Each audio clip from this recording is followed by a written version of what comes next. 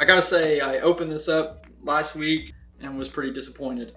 And I was hoping that maybe letting it sit for a week and it would open up and be different. But I'm pretty much left disappointed with this one.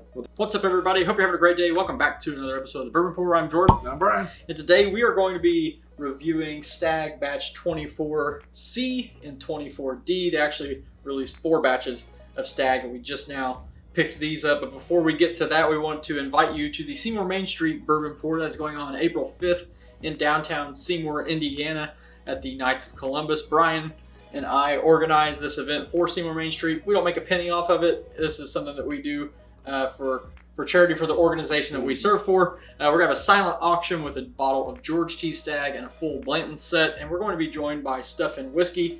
It's going to be a fun night of a blind bourbon pour. Tickets for that event are in the description of the video. But Brian, let's go ahead and get started on this Stagg tasting that we have here. Yeah. So up first in this glass on your right is 24C, and it comes in at 128.9 proof. Okay. Well, first off, thanks for sharing your your Stagg. Yeah. I'm not as lucky with Stagg. He gets the Stags all the time when they come out. Yeah. But I don't. But I always get a sample. Yeah. So I always appreciate that. So not to jump into the different things. I don't want to confuse anybody. But sure. The D's 127.4 proof. Okay. So a just little bit tick below. a little bit below. So we're going to start off here though with the 24C, which Brian and I actually have tasted this with each other before I actually opened it with you and another friend. And if I remember right, we all really liked it. Yeah, so it was his birthday, and we stopped by for a good birthday pour. Yeah, he had never had Stagg, so I was happy to try it out. It's got to don't go too far in. It's got a really strong ethanol. I mean, it'll burn your nose. But once you get past that, it's got a really nice nose on it. There's good sweetness, kind of that classic Stagg smell to it, where you get a touch of oak and it's a good sweetness. Right, sweetening. It's hot. Right. It smells hot. Doesn't have that grapey, fruity note that I usually pick up. Not as strong. Yeah, that I usually pick up. Yeah, maybe not as strong. That's probably a better way to put it. Really good. Good vanilla nose on it. I'll say that. Mm-hmm. Like you're examining the collar there. That barrel-proof gum chill filter. Collar in the legs. I always like to see how they hang out there. That's definitely hanging out. Yeah. All right. Well, I think I'm ready. Not to interrupt. I did get a little bit of the berry. Okay. Get a little bit, but it's muted by kind of sitting there. Yeah, it's a little the proof on it kind of comes. I don't know if that's like a rye. Yeah. Or if it's just the proof. Yeah. But it shouldn't be too bad at what was it? What'd you say? 128.9. That's still almost 129 proof. That's pretty high. Yeah. All right. So let's see what it tastes like. That's like a good cinnamon prominent for me. I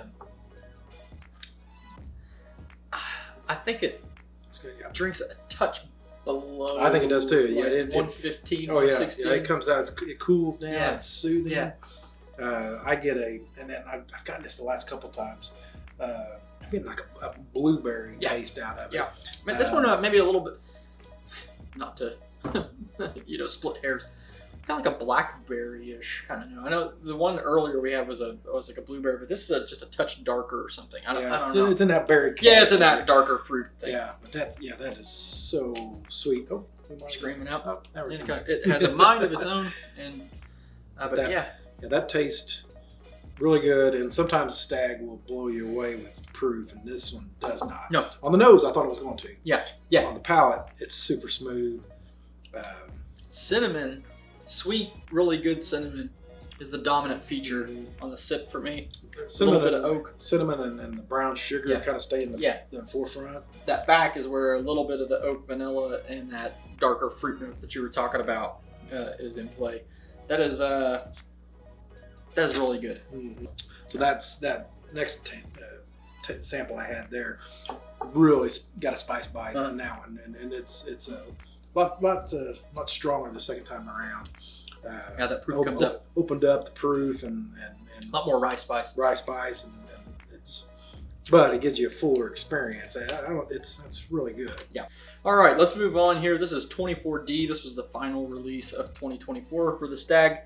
I guess batch is.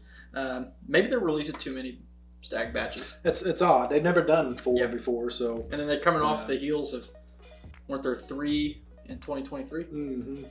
So, I mean, I'm not sure what they're doing, but yeah, it's probably the same stuff. Getting the product out yeah, there. getting the product out there. So nose here is a little bit butterscotchy to me. Actually, kind of muted. I'm not getting a lot of a little anything. bit grainy compared to. Yeah, I do get a little bit of grain, which like grainy notes is not. I don't get a whole lot out of that. Yeah, like it kind of dies out like a Cheerio type. Right. It's not anything. I'm bowl of cereal. Sit and smell Cheerios all day. Yeah. Something though that might happen a lot of times, and if you've done any blinds at home before, when you sip it and then go back to the nose, it'll open up. Right. Maybe a little brown sugar or something like. I'm with you. It's kind of dead. Yeah. But let's go in for a sip.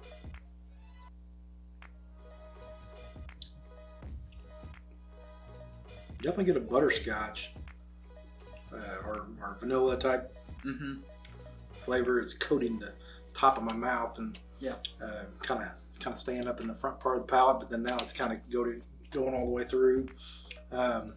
It dies pretty quick. It dies quick.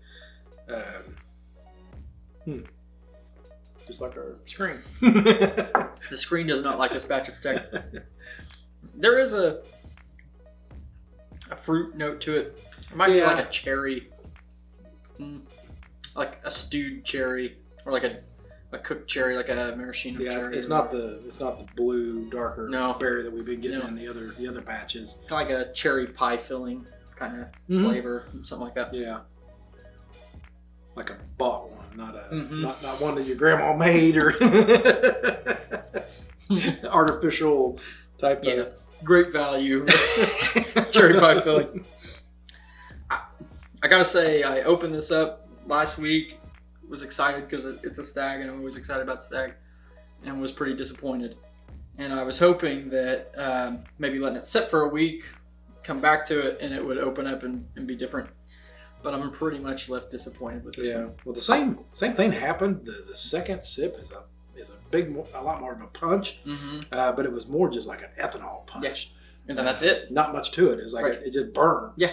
There's like nothing to it. Yeah, it's like it didn't open up and move into anything else. It just kind of. We don't have COVID that I know of, but I can't taste this. I can't really smell it either. Yeah, that's probably my least favorite Stagg that I've ever had. Yeah, same here. It's disappointing. So I will say officially, we go on the record. I'm disappointed in that one, and pretty darn let down by it. And actually, what I would do is I would say normally, kind of my thoughts on these things of bottles that people really get excited about is that, if you would just buy a random bottle of Stagg that might not be the best batch that they've ever released, it's probably one of the better bourbons that you're going to buy. Still going to be good. That you're going to have.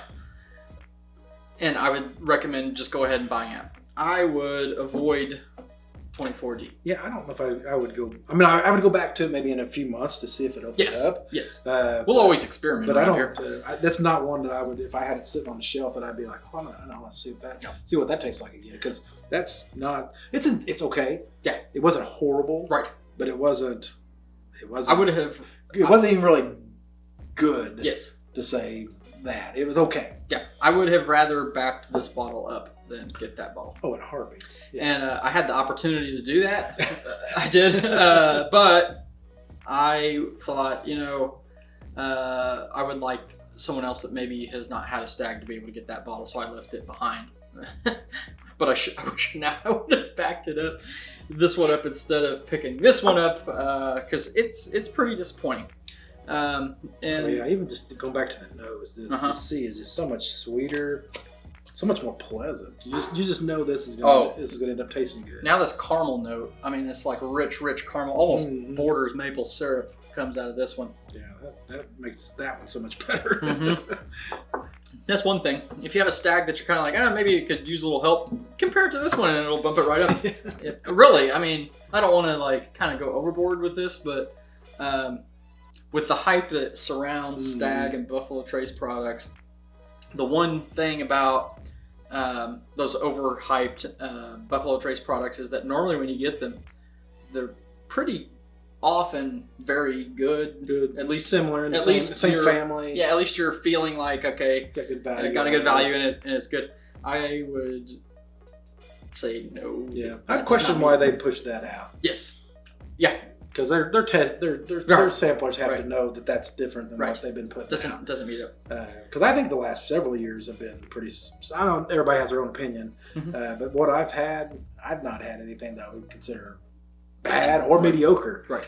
This I'm not considering this bad. Yeah. It's just I'm considering it bad. It's maybe two or three elements. Yeah. For something that normally will give you a lot more. A lot more. I would say that if it doesn't open up, and we're gonna revisit it, but if it doesn't, I'm gonna actually call it a bad bourbon. There's not enough to it. I mean, I've struggled to come up with the 2 or 3 elements, and I know we talked about like a dessert cherry kind of thing, but I mean it was so light on that. Spice, ethanol. Yeah, right. Whenever I first opened it, the nose was really good, and maybe it wasn't fair to nose this one first and all that. But the nose was really good on it when I initially opened it. But the palate, I didn't even taste anything. It was just burn. Yeah, it's burn and it's burning water. It's a little oaky, so I am getting a little. Once I go a little deeper in there, I do get like a charred oak. Yeah. With that ethanol strong smell. So the nose can be pleasant when it's by itself, but yeah, just not. Not my favorite, but no, there's a touch of sweetness to it, but it's a miss. Yeah, if you get to see. Get your hands on that one. So if you see 4 bottles of this and your liquor store owner says you can have one of each or whatever, just try to somehow convince them that you want 2 of the 24C. I don't know, but anyway, that just because we say that this isn't good, that's all subject to your own your jam, your own palate. And if it is, I'm very happy for you. Let us know if it is. If you've had this and you like it. Give us some elements that you're getting out of it. So maybe we're missing it. And maybe we can work out a deal if you've got this batch. Maybe we'll work something out. But for me, it's just a miss. So all right. Well, we do want to remind you about your invitation to the Seymour Main Street Bourbon Pour happening April 5th. Once again, those tickets are in the description on this video. Brian and I are super excited about that event. Something we look forward to each year. But we're going to close this episode the same way that we always do. And that is when you're with your family and your friends, always share your whiskey.